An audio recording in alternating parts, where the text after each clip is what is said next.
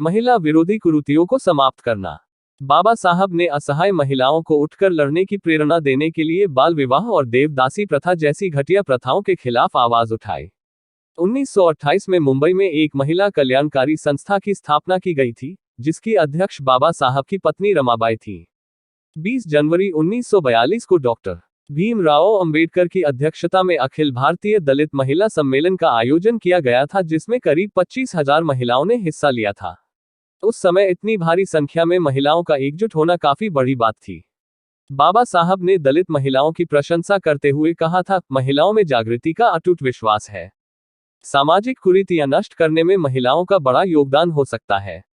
मैं अपने अनुभव से यह बता रहा हूं कि जब मैंने दलित समाज का काम अपने हाथों में लिया था, तभी मैंने यह निश्चय किया था कि पुरुषों के साथ महिलाओं को भी आगे ले जाना चाहिए। महिला समाज ने जितनी मात्रा में प्रगति की है, इसे मैं दलित समाज की प्रगति में गिनती करता हूं।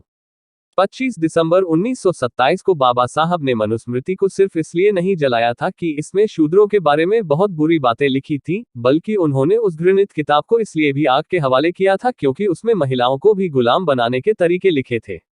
भारतीय संदर्भ में देखा जाए तो आम्बेडकर संभवतः पहली शख्सियत रहे हैं जिन्होंने जातीय संरचना में महिलाओं की स्थिति को जेंडर की दृष्टि से समझने की कोशिश की।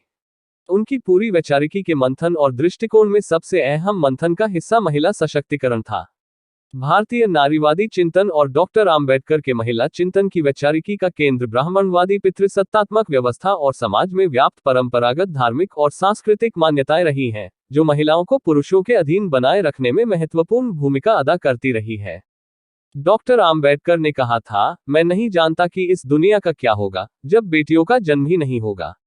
स्त्री सरोकारों के प्रति डॉक्टर भीमराव आम्बेडकर का समर्पण किसी जुनून से कम नहीं था। सामाजिक न्याय, सामाजिक पहचान, समान अवसर और संवैधानिक स्वतंत्रता के रूप में नारी सशक्तिकरण लिए उनका योगदान पीढ़ी दर पीढ़ी याद किया जाएगा।